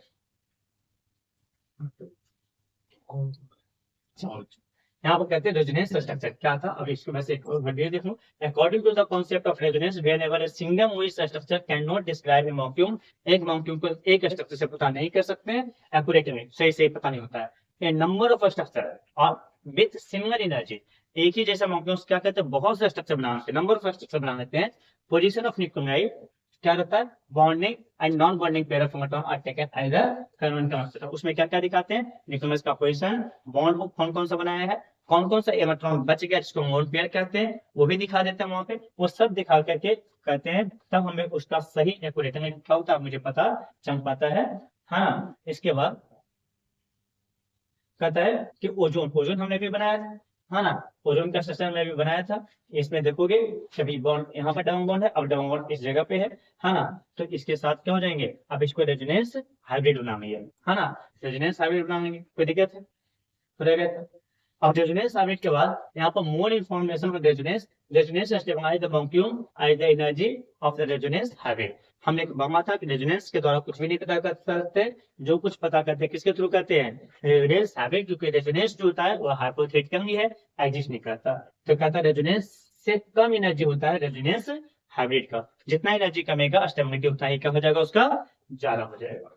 चलो कहता है resonance average the bond characteristic of home, 10 अभी तो बनाए वो ठीक है, हमने बना के दिखाया, जिसको पढ़ने से कोई फायदा नहीं है। The canonical form of no real existence, canonical कहा जाता है रेजोनेंस को ही, रेजोनेंस का कोई रियल एग्जिस्टेंस नहीं है, हाइपोथेटिकल ही है। हमने पेपर पे बनाया, हमने बोर्ड पे बनाया, तो ने पेपर पे बनाया, कोई फिक्स इसका है ही नहीं। हाँ चलो आगे कहता है the molecule does not exist for a certain fraction of time in one canonical form and for other fraction of the time the other canonical form। एक ही स्ट्रक्चर मिलेंगे, एक एक कई स्ट्रक्चर तो हम बना लेते हैं। there is no such covariance, resonance में कोई covariance नहीं था, इसके कारण से हमने canonical form का रेजोनेंस हाइब्रिड बनाते हैं। और वो एक स्ट्रक्चर जो होता है रेजोनेंस हाइब्रिड का होता है, जिसमें canonical form स्टेबल होते हैं, और वहां पर से क्या होता है, वहां से एक डिफेक्टिव मूविंग स्ट्रक्चर हम तैयार कर सकते हैं। तो ये सब एक शॉर्ट नोट्स बनाने में काम आए, स्क्रीन शॉट लेते जाना, जैसे जैसे हम आगे बढ़ाते हैं आपको क्या होगा, नोट्स कॉपी भरने में काम आ जाएंगे। कॉन्सेप्ट हमने शुरू में सिखा दिया था आपको। एग्जाम्पल वही CO3 में -2 अभी हमने सिखाया था, है ना, तो देखो एक बार संतुष्टि हो जाएगा, ये चीज हमने अभी सिखाया। अच्छा इसके बाद HNO3 वही चीज है ना, यहाँ पर डबल बॉन्ड है, अब इसका रेजोनेंस करो तो डबल बॉन्ड यहाँ आ गया, अभी डबल बॉन्ड ओ था, डबल बॉन्ड ओ रहेगा, इसका नहीं कि वहां चल गया, क्या फर्क पड़ता है उसमें, है ना, रेजोनेंस अभी डालेंगे। चलो अब क्वेश्चन आगे, bond angle in ozone bond क्यों भी पड़े थे 116.78 डिग्री, हाँ। चलो आगे है पोलैरिटी ऑफ बॉन्ड, क्या हो गया, है ना, क्या होगा, पोलैरिटी ऑफ बॉन्ड नीचे बंद होगा। आगे बात करते हैं पोलैरिटी ऑफ बॉन्ड। बॉन्ड की पोलैरिटी मतलब क्या होता है, जैसे साउथ पोल नॉर्थ पोल होता है, वैसे ही बहुत से मॉलिक्यूल्स में क्या होते हैं, पॉजिटिव पोल और नेगेटिव पोल। जहाँ पर पॉजिटिव चार्ज और नेगेटिव चार्ज डेवलप हो जाते हैं, वहां पर क्या होते हैं, पोल्स डेवलप हो जाते हैं, और पोल्स को कोई कहते हैं क्या, पोलैरिटी ऑफ बॉन्ड कहते हैं। अब यहाँ से देखो पोलैरिटी ऑफ बॉन्ड में in reality no bond in complete covalent या आयनिक। दुनिया में कोई भी ऐसा बॉन्ड है जो या तो कंप्लीट आयनिक है या कंप्लीट कोवेलेंट है। जब हम कहते हैं when covalent bond is form, जब कोवेलेंट बॉन्ड बनते हैं दो सिमिलर एटम के बीच में, जो H2 हो गया, O2 हो गया, Cl2 N2 या F2 हो गया, share pair of neutron is equally directed by two identical nuclei, such type of bond और कॉल्ड नॉन कोवेलेंट बॉन्ड। अब सोचो, सिंपल सी बात है बच्चों। अब हमने H2 बना लिया मुझे, H और H के बीच में, अब दोनों की नेगेटिविटी सेम है, किस पे पॉजिटिव किस पे नेगेटिव, दोनों तरफ से अट्रैक्शन सेम होता है। अगर बॉन्डेड इलेक्ट्रॉन को अट्रैक्ट वो करता है जिसकी इलेक्ट्रोनेगेटिविटी ज्यादा होती है। अगर क्लोरीन की बात करें तो क्लोरीन सेम ही हो गया है। ऑक्सीजन की बात करें, O डबल बॉन्ड सेम ही हो जाता है, N ट्रिपल बॉन्ड N, सबकी नेगेटिविटी सिमिलर है। तो जब नेगेटिविटी सिमिलर होगा बच्चों, तो वैसे कंडीशन में क्या हो जाएंगे, उसके फोर्सेस बराबर हो जाएंगे। और जब फोर्सेस बराबर हो जाएगा तो हमें क्या होगा, ऐसे सिचुएशन में हम उसको कर सकते हैं कि इसके बीच में कोई पोलैरिटी नहीं आता है। ऐसे कोवेलेंट बॉन्ड को नॉन पोलर कोवेलेंट बॉन्ड कहा जाता है, जिसमें पॉजिटिव नेगेटिव नहीं आएंगे, उसे नॉन पोलर कोवेलेंट बॉन्ड कहेंगे। चलो आगे देखते हैं। अब यहाँ से but in case of heteroatomic nuclei, जब हेट्रोटॉमिक क्या, जैसे अगर तुम देखोगे यहाँ पर HF आ गया, मान लो यहाँ पर क्या आ गया मुझे HF, अगर यहाँ पर HF आ गया, अब बताओ फ्लोरीन इज मोर इलेक्ट्रोनेगेटिव, अगर फ्लोरीन ज्यादा नेगेटिव है तो यहाँ पर पार्शियल नेगेटिव रहेंगे और यहाँ पर क्या रहेगा पार्शियल पॉजिटिव। H2O है तो ऑक्सीजन ज्यादा नेगेटिव है हाइड्रोजन से, तो यहाँ पर पार्शियल नेगेटिव आ जाएंगे, यहाँ पर पार्शियल पॉजिटिव आ जाएगा, यहाँ भी पार्शियल पॉजिटिव आ जाएगा। पार्शियल को डेल से दिखाते हैं, डेल का सिंबल इस टाइप से होता है, तो इस टाइप से डेल का सिंबल यहाँ से आ जाएगा। अब जब पॉजिटिव चार्ज आएगा तो देखो एक पर पॉजिटिव है एक पर नेगेटिव है, ऐसे पोम को बोलते हैं डाइपो और ऐसे मॉलिक्यूल्स को बोलते हैं पोलर कोवेलेंट मॉलिक्यूल्स। तो देखो यहाँ पे कहता है कि but in case of heteronuclear molecules like HR, shared electron pair between the two atoms get displaced more towards fluorine. Fluorine की तरफ ये इलेक्ट्रॉन ज्यादा डिस्प्लेस हो जाता है क्योंकि इलेक्ट्रोनेगेटिविटी इसकी ज्यादा होती है, is far greater than the hydrogen, और हाइड्रोजन से थोड़ा दूर चला जाता है। The resultant covalent bond is polar covalent bond, ऐसे बॉन्ड को क्या बोलते हैं, पोलर कोवेलेंट बॉन्ड बोलते हैं। एज ए रिजल्ट, इसका रिजल्ट ये होता है कि इसमें पोलराइजेशन हो जाते हैं, the molecule present dipole movement. अब जब डायपोल बनता है इसमें कुछ फोर्सेस भी बनते हैं, उसे डायपोल मूवमेंट कहते हैं, which can be defined as the product of charge and one of the poles। हाँ, क्या होता है, चार्ज और पोल्स के बीच में जो डिस्टेंस आते हैं उसे हम लोग क्या बोल देते हैं, यहाँ से। तो देखो इसका फॉर्मूला आता है, ये HF हो गया, इसका पार्शियल नेगेटिव पार्शियल पॉजिटिव आ जाएगा। अब अगर इसके बाद बात करें बच्चों डायपोल मूवमेंट का, डायपोल मूवमेंट क्या होता है, चार्ज इनटू डिस्टेंस होता है। तो यहाँ पर ई क्या है, इलेक्ट्रॉन जिसकी चार्ज कुछ होती है और उसको अगर डिस्टेंस से मल्टीप्लाई करेंगे तो क्या कहा जाएगा, डायपोल मूवमेंट कहा जाएगा। अब डायपोल मूवमेंट का यूनिट क्या हो जाएगा, चार्ज का यूनिट कूलम्ब होता है और डिस्टेंस का मीटर होता है तो कूलम्ब मीटर हो जाएगा। तो dipole movement is only expressed in divide. अब एक इसका नया यूनिट होता है डिवाइड, एक डिवाइड, ऐसे तो कूलम्ब मीटर ही होते हैं, एक डिवाइड बराबर होता है 3.33 इंटू 10⁻30 कूलम्ब मीटर, सेंटीमीटर में कहना कूलम्ब मीटर है। और इसी को ESU, अगर चार्ज के यूनिट ESU में लेते हैं जो सीजीएस यूनिट है और सेंटीमीटर में लेते हैं तो 1 इंटू 10⁻18 क्या होता है, ESU सेंटीमीटर, सीजीएस यूनिट हो गया, ये ऐसे यूनिट हो गया। अब कहता है dipole moment is a vector quantity and is denoted by a small arrow with tail on the positive centre. अब देखो क्या होता है, डायपोल मोमेंट जो होता है वो वेक्टर क्वांटिटी होता है। अब वेक्टर क्वांटिटी होता है तो उसके पास डायरेक्शन भी होगा, मैग्नीट्यूड के साथ साथ क्या होगा, इसका डायरेक्शन होगा।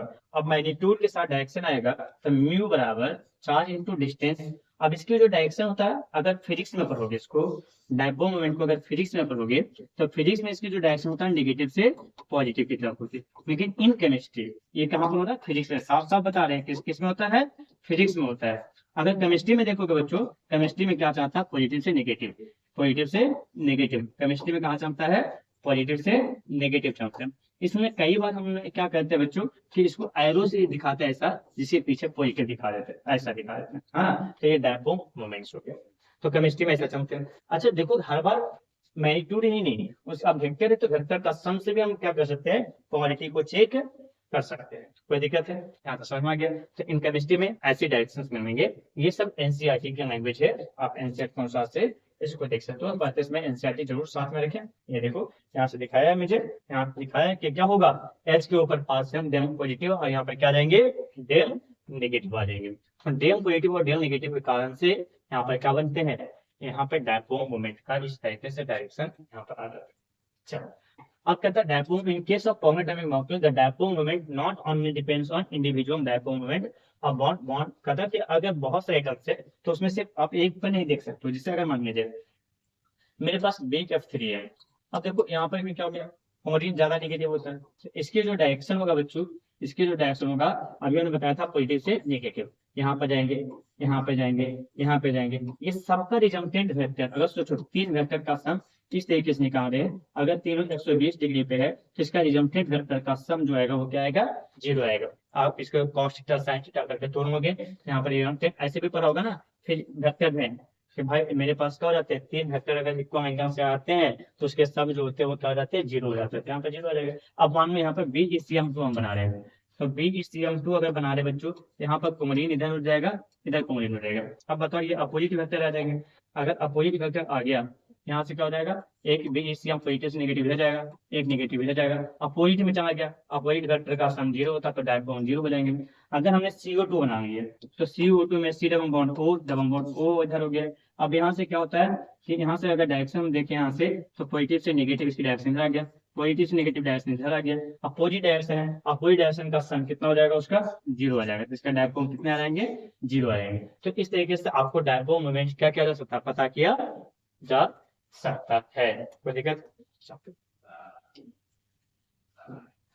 आगे है डायपोल मोमेंट इस मॉलिक्यूल्स में हमने H2O का देखना है। H2O में क्या होता है, ऑक्सीजन ज्यादा नेगेटिव होता है हाइड्रोजन से, तो पॉजिटिव से नेगेटिव इधर जाएगा, इसका वेक्टर का सम अगर निकालोगे इस डायरेक्शन में जाएंगे तो dipole moment not equal to 0 होंगे। तो बस 0 नॉट इक्वल टू 0 देखना होता है ना। ऐसे BF3 देख रहे हैं तो 3 वेक्टर है, 3 वेक्टर, ये दोनों वेक्टर का रिजल्टेंट सम इसका होगा जो इस वेक्टर का अपोजिट डायरेक्शन में होगा, और इसका सम कितना है, 0 आ जाएगा। ऐसे CO2 मॉलिक्यूल का देखो, इसका डायरेक्शन इधर, इसका डायरेक्शन इधर, अपोजिट वेक्टर का सम कितने हो जाते हैं, 0 हो जाते हैं, है ना। Dipole moment in special cases, अगर जिसके पास मूवमेंट पे है, देखो एक वेक्टर इसका है तो इसका सम इधर जाएगा, ये दोनों वेक्टर एक ही डायरेक्शन में जुड़ रहा है तो ऐसे कंडीशन में क्या होगा, उसका डायपोल ज्यादा होगा।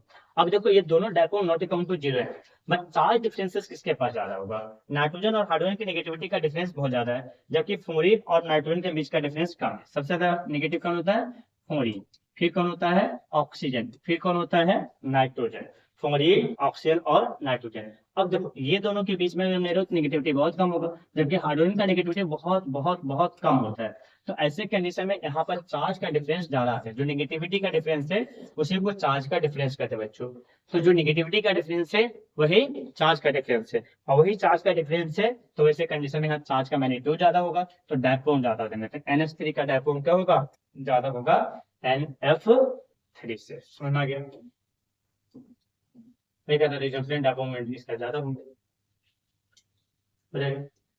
अब ये डायपोल स्पेशल केसेस में कहता फ्लोरीन मोरिंग मतलब नेगेटिव है तो पता है इसमें, तो अभी तो हमने बता दिया, सारी चीजें हमने बता दी जो भी मिल पाया। एक बात पता भाई NH3 का ज्यादा है NF3 से, क्योंकि इसके बीच में क्या होंगे, बॉन्डेड इलेक्ट्रॉन जो है उसके मैग्नीट्यूड नेगेटिविटी का जो डिफरेंस है वो ज्यादा है NH में, इस कारण से उसके पास करेंगे डायपोल मोमेंट ज्यादा हो जाएगा। कॉन्सेप्चुअल क्वेश्चन आएगा जो which of the following molecules have 0 dipole moment. अब समझ को सुनो, अभी तो बनाया था CO2 इसका डायपोल मोमेंट अपोजिट डायरेक्शन में होंगे, 0 आएंगे। फिर H2O है, यहाँ से देखो OH ये दोनों का सम, इसका रिजल्टेंट वेक्टर इधर चला जाएगा। CH3 है, इसका सम, ये दोनों वेक्टर तो एक दूसरे को कैंसिल करेंगे, बाद इधर 0 नहीं आएगा। BF3 इसका डायपोल मोमेंट कितना जाएगा बच्चों, 0 आ जाएगा, BF3 में 0 आ जाएगा। BeF2 का वेट क्या हो जाएंगे, अपोजिट वेक्टर होंगे, सम 0 आ जाएगा। NH3 में 0 नहीं आएगा, NH3 में 0 नहीं, 0 कहाँ दिखा, एक यहाँ 0 दिखा, H2O में तो 0 नहीं होते, यहाँ भी 0 नहीं हुआ, यहाँ 0 दिखा, यहाँ 0 दिखा, है ना। और कुछ है, CO2 H2O CCM4 लिख दे रहा है, इसके 4 वेक्टर है ना, CCM4, अभी चारों इक्वल एंगल होते हैं 109 डिग्री 28 मिनट मतलब 109.5 डिग्री, तो 4 वेक्टर का सम अगर करते हैं सेम मैग्नीट्यूड के साथ करते हैं आपको एक वेक्टर का मैग्नीट्यूड 0 हो जाता है, तो ये भी 0 आ जाएंगे। तो 1 2 3 और 4 आ जाएंगे इसमें। तो देखो इसमें क्या आ जाएंगे, टोटल 4 आ जाएंगे, जिसका डायपोल मोमेंट कितना होगा, CO2 CCM4 BF3 और BeF2। अगला बात है मेरे पास कि right the decreasing order of dipole movement among CH3Cl, CH2Cl, CH3, इसका देखोगे, हाँ ना, CH3Cl, CH2Cl2, CH3, इसके बारे में कोमल को हमें बिलोंग किया ये। अभी हमने बताया था कि सिमिलर एटम जब आपस में जुड़ते हैं तो नॉन कोमल होता है। तो O2 सेम एटम जुड़ा हुआ, N2 भी सेम एटम जुड़ा, F2 भी सेम एटम जुड़ा, HCl डिफरेंट एटम जुड़ा, यहाँ पर कोमलिटी आ जाएगी। ठीक है, यहाँ पर नेगेटिविटी का डिफरेंस रहेगा। अगला क्वेश्चन क्या बच्चों, डिवाइड। एक डिवाइड में 3.33 into 10 to power -30 coulomb metre होता था, मीटर इनवर्स नहीं होता है। 3.33 इंटू, ये हमारा आंसर सही है। हाँ, 3.33 इंटू 10 टू पावर -10 होता है, कुलम इनवर्स में नहीं जाते हैं। हाँ, ESU होता है, यहाँ पे ESU होता है, ये कॉमन में दिया हुआ है, यहाँ पर चौक ऑप्शन नंबर बी बनेगा। चलिए आगे हम अगर बात करें यहाँ से विच इज करेक्ट स्टेटमेंट, कौन सा करेक्ट स्टेटमेंट, NH3 का NH3 से ज्यादा होता है, ये भी सही बात है। डायपोल मोमेंट BF3 का 0 होता है, ये भी सही बात है। CO2 और CCl4 का भी डायपोल मोमेंट 0 होता है, ये भी बात है। तो सभी तो सही। अच्छा, हम अपने भी आंसर ऑप्शन में है, इसका मतलब ये सब सही है। चलिए फाइजांस रूल इस आज का लास्ट टॉपिक होगा, है ना। फाइजांस रूल समझते हैं। फाइजांस रूल में बोला जाता है बच्चों कि कोई भी कंपाउंड कंप्लीटली कोवैलेंट नहीं होता है या कंप्लीटली आयनिक नहीं होता है। कहता है कि अगर इसको कैसे पता करते हैं, अगर हम इसको ऐसे पता करते हैं बच्चों कि मेरे पास मान लो दो कंपाउंड है, एक NaBr है, ठीक है, और एक AgF या AgBr है। अब ये दोनों का अगर बॉइलिंग पॉइंट देखा जाए तो अप्रोक्स हम ऐसे रैंडम डाटा मिले, मान लो 770 डिग्री सेल्सियस है ना, और AgBr का जो है वो भी तुम्हारा 270 के आसपास है। तो इसके बीच में 500 का गैप हुआ। एक साइंटिस्ट थे फाइजांस, इनका दिमाग घूम गया, अरे भाई आयनिक कंपाउंड है तो बॉइलिंग पॉइंट का तो लगभग सेम होना चाहिए था, डिफरेंस भी होता तो थोड़ा बहुत डिफरेंस होना चाहिए, इतने बड़ी डिफरेंसेस कैसे आ गया। और ये बार हमारी बात करता है मेल्टिंग पॉइंट ज्यादा जो होता है वो आयनिक कैरेक्टर को शो करता है, अगर मेल्टिंग पॉइंट कम है तो कोहेरेंट कैरेक्टर को शो करता है। जबकि यहाँ पर भी तो मेटम और नॉन मेटम नहीं जुड़ा हुआ है, यहाँ पर भी क्या मेटम और नॉन मेटम नहीं जुड़ा हुआ है। इनके दिमाग में बात खटकी, ये बात खटकी कि सर अगर 100% आयनिक होता तो ये भी कंपाउंड के बॉइलिंग पॉइंट ऐसा ही होता, बट ऐसा नहीं है। इसका मतलब कुछ तो गड़बड़ है ना, कुछ तो गड़बड़ है। अब क्या गड़बड़ है ये चीजें देखना है ना, क्या गड़बड़ है इस चीज को देखना था। तो इस चीज को देखने के लिए क्या कहा गया ये देखो। अगर कहा गया इसको कि देखिए अब क्या होता है कि अगर कोई एटम A और कोई एटम B है, A वाले ने इलेक्ट्रॉन को लॉस किया, तो A वाले ने इलेक्ट्रॉन लॉस किया तो न्यूक्लियस से इसके आसपास का इलेक्ट्रॉन डेंसिटी घटेगा, कोई भी लॉस करेगा तो डेंसिटी क्या होगा, घटेगा। और B वाले ने इलेक्ट्रॉन को गेन किया, अगर B वाले ने इलेक्ट्रॉन को गेन किया तो उसके पास इलेक्ट्रॉन डेंसिटी बढ़ेंगे। तो सिंपल सी बात है, एनायन का साइज बड़ा होगा, कैटायन का साइज छोटे होगा। अब जितना साइज छोटा होता है उसका इफेक्टिव न्यूक्लियर चार्ज उतना ही ज्यादा हो जाता है, और जितना साइज बड़ा होता है उसका इफेक्टिव न्यूक्लियर चार्ज उतना ही कम हो जाते हैं, है ना। इफेक्टिव न्यूक्लियर चार्ज क्या होता है, उतना ही कम हो जाता है। अब ध्यान देना बच्चों यहाँ पे कि क्या होता है कि जब इसका इफेक्टिव न्यूक्लियर चार्ज बढ़ा, तो इमेजिन करो ऐसा किससे ये न्यूक्लियस है और ये इसके अंदर इलेक्ट्रॉन पॉजिटिव, और ये न्यूक्लियस है और ये नेगेटिव बना का इलेक्ट्रॉन। क्या कहता है, इसका इफेक्टिव न्यूक्लियर चार्ज ज्यादा होने के कारण से इसके इलेक्ट्रॉन को, इसके जो डेंसिटी ऑफ इलेक्ट्रॉन होते हैं इसको अपने तरफ खींच लेता है, हाँ इस टाइप से खींच लेता है, तो इसके स्ट्रक्चर डिफॉर्म हो जाते हैं। तो जिस पावर से ये खींचता है बच्चों, उस पावर को हम बोलते हैं पोलराइजेशन पावर। क्या बोलते हैं इसे, पोलराइजेशन पावर या पोलराइजिंग पावर भी बोलते हैं। क्या बोलते हैं इसे, पोलराइजिंग पावर।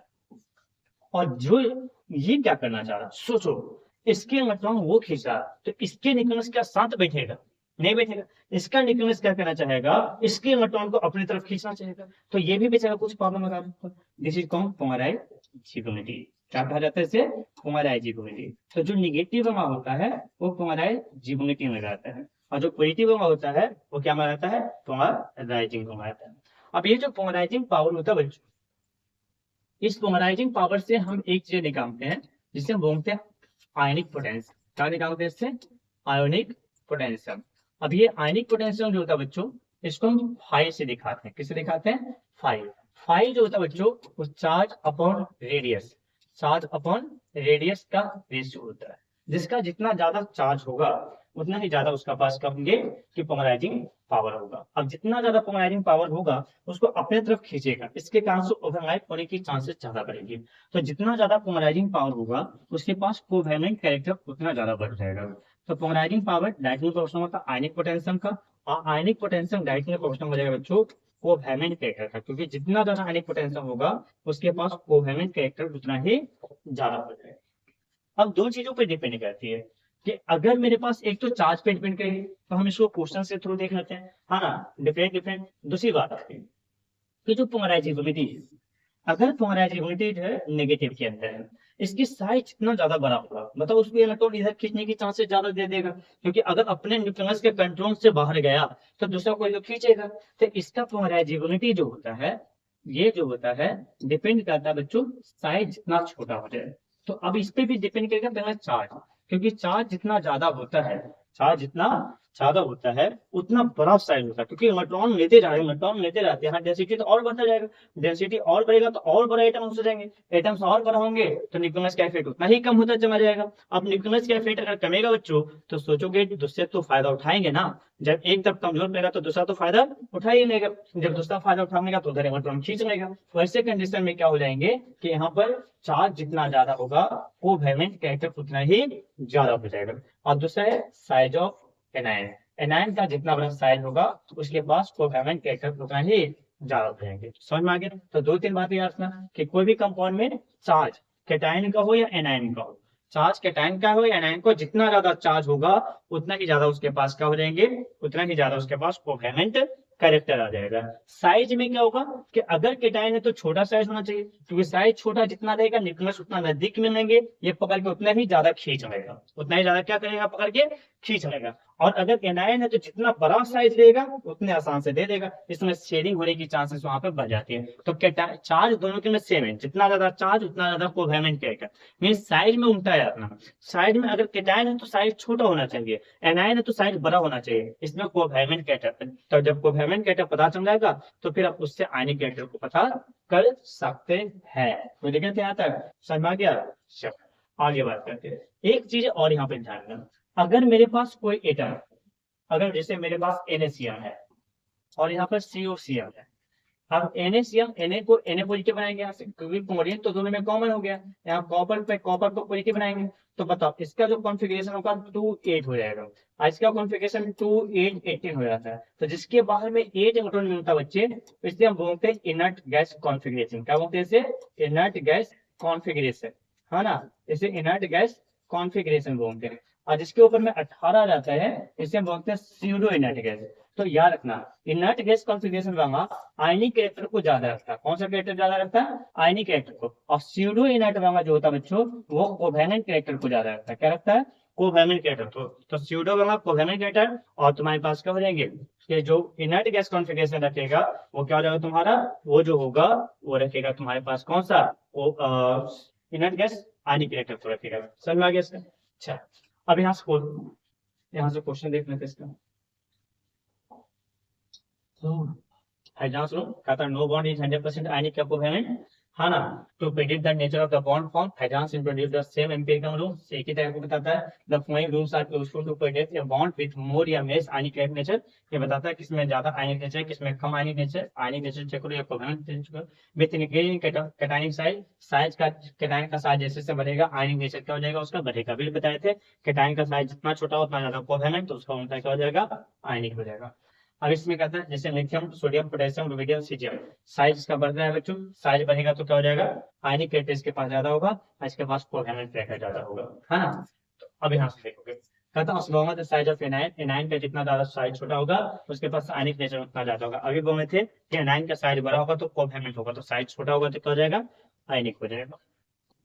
अब यहाँ पर देखो Na तो कॉमन है बच्चों, Na कॉमन है, Na कॉमन है सब। अब फ्लोरीन क्लोरीन ब्रोमीन आयोडीन, अब इसमें क्या हो गया, फ्लोरीन का साइज छोटा है, फ्लोरीन का साइज छोटा तो ये आयनिक ज्यादा होगा और ये कोवैलेंट ज्यादा होगा।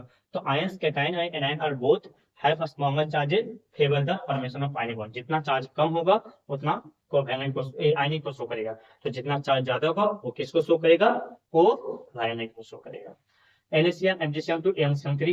तो देखो ये NaCN के पास क्या होगा, Na पर 1 कॉमर्स हो जाएगा, Mg पर 2 कॉमर्स होते हैं, एमोनियम पे 3 कॉमर्स, सिंकोन पे 4 कॉमर्स। तो जितना ज्यादा आएगा उतना आयनिक इलेक्ट्रॉन कम होगा, उसका कोवैलेंस ज्यादा होगा। आयनिक ज्यादा किसके पास होगा, जिसके पास चार्ज कम होंगे, और जिसके पास चार्ज ज्यादा होगा उसका क्या होगा, कोवैलेंस बेटर होगा। आयनिक नेचर वो हो जाएंगे, और ये इसके पास आएगा कितना। अभी उनके एक इनर्ट गैस कॉन्फ़िगरेशन आ जाएगा तो आयनिक कंपाउंड बनाएगा, और अगर सीरो इनर्ट गैस का कॉन्फ़िगरेशन आ जाता है तो क्या बनाता है, वो बनाता है आपके पास सीरो इनर्ट गैस कॉन्फ़िगरेशन होगा, कोवैलेंट बनाता है। इनर्ट गैस क्या होता है, 2 8 आ जाएगा, और इसमें 2 8 18 आ जाएगा। हाँ, इस तरह चीजें हमने अभी देख लिया था। अब चले लास्ट क्वेश्चन, इसमें 2 3 क्वेश्चन है। According to Fajans law the covalent character is most favoured ई स्मॉग के टाइम मार्जिनाइन। ये आंसर है, आज के टाइम मार्जिनाइन है, स्मॉग के टाइम स्मॉग ए मार्जिनाइन। ये आ जाएगा आपके पास आंसर ए नंबर। ठीक है, दूसरे क्वेश्चन की बात करेंगे यहाँ से। तो दूसरा क्वेश्चन क्या रहा है कि ionic nature of the bond is most in, सबसे कम आयनिक नेचर किसके पास होगा। तो आयनिक नेचर अभी हमने बताया कि देखो इसमें कैल्शियम सबका सब सेम है। अब आता है फ्लोरीन, क्लोरीन, ब्रोमीन और आयोडीन। अगर जितना ज्यादा बड़ा एनायन होगा उसके पास कोवैलेंट ज्यादा होगा, तो आंसर क्या आएगा, CaI2 आ जाएगा, है ना। आगे बात करेंगे, यहाँ से क्या कहता है आयनिक नेचर इज मोर इन, किसके पास आयनिक नेचर ज्यादा है। अब बताओ आयनिक नेचर ज्यादा तो क्या हो जाएगा, Ag तो सिमिलर हो गया। अब एनायन में देखना है, एनायन में जिसका साइज छोटा होगा वो आयनिक ज्यादा होगा, तो AgF हो जाएगा, है ना। आगे देख लोगे यहाँ से अगला क्वेश्चन है कि the compound with more covalent character is, किसके पास कोवैलेंट कैरेक्टर होगा। देखो अब यहाँ से ध्यान दे रहा हूँ, यहाँ से ध्यान देखो, कैल्शियम कैल्शियम है और यहाँ पर जिंक जिंक है, ये दोनों सीरो इनर्ट होते हैं, और इसके पास इनर्ट होता है ना, 2 8 8 होता है। तो ये इनर्ट हो गया और ये सीरो इनर्ट हो गया बच्चों, और सीरो इनर्ट वाला कोवैलेंट ज्यादा होता है, तो ये दोनों को छट गया। अब यहाँ फ्लोरीन और क्लोरीन में जिसका साइज बड़ा होगा, तो क्लोरीन का साइज फ्लोरीन से बड़ा होता है, तो वैसे सिचुएशन में क्या हो जाएगा कि ये आपका जो डी नंबर होगा उसके पास कोवैलेंट ज्यादा होगा। आगे सर, आगे की अगर बात करें, कहता विच इज मोर आयनिक, कौन ज्यादा आयनिक है। अब देखो इसमें फ्लोरीन सब सेम है। हाँ, अब केटाइन की बात आया है, केटाइन का साइज जितना ज्यादा बड़ा होगा उसके पास कोवैलेंट उतना ज्यादा होगा, तो जितना साइज छोटा होगा उसके पास आयनिक उतना, सॉरी मोर आयनिक है ना, तो क्या होगा जिसके पास साइज बड़ा होता है उसका आयनिक ज्यादा होता है, केटाइन का साइज छोटा होना चाहिए कोवैलेंट के लिए। ठीक है, CF आ जाएगा। इसके बाद विच इज मोर आयनिक, कौन से आयनिक ज्यादा है, NaF, NaCN, NaBr, NaI। अब देखो इसमें क्या है, सबका सब सोडियम कॉमन है। अब फ्लोरीन, क्लोरीन, ब्रोमीन और आयोडीन में किसका ज्यादा होगा, तो सबसे ज्यादा क्या होगा एनाइन का, जितना साइज छोटा होते हैं उतना ही तुम्हारे पास क्या होता है आयनिक नेचर होता है, तो NaF हो जाएगा, है ना। चलो यहाँ तक समझ आ गया। आपका ये लेक्चर क्या होता है, यहाँ पर ही खत्म होता है, हाँ। तो हमने आज क्या देखा, बॉन्ड पैरामीटर। तो हमने जितने भी चीजें देखे पीछे वो सारी चीज क्या था, बॉन्ड से रिलेटेड हमने पीछे मोइस्ट डॉट स्ट्रक्चर देख लिए, हमने कैसे आयनिक और कोवैलेंट बॉन्ड बनता है वो देख लिए, और आज हमने बॉन्ड के अंदर क्या क्या चीजें मेजर करनी होती है वो देख लिए। आगे की क्लास में हम इससे ही रिलेटेड बातें करते जाएंगे, और ये सारे लेक्चर क्या हो जाएंगे आपके ज्वाइन करते जाएंगे। तब तक के लिए आप यंग रहें, स्वस्थ रहें और पढ़ते रहें। Thank you.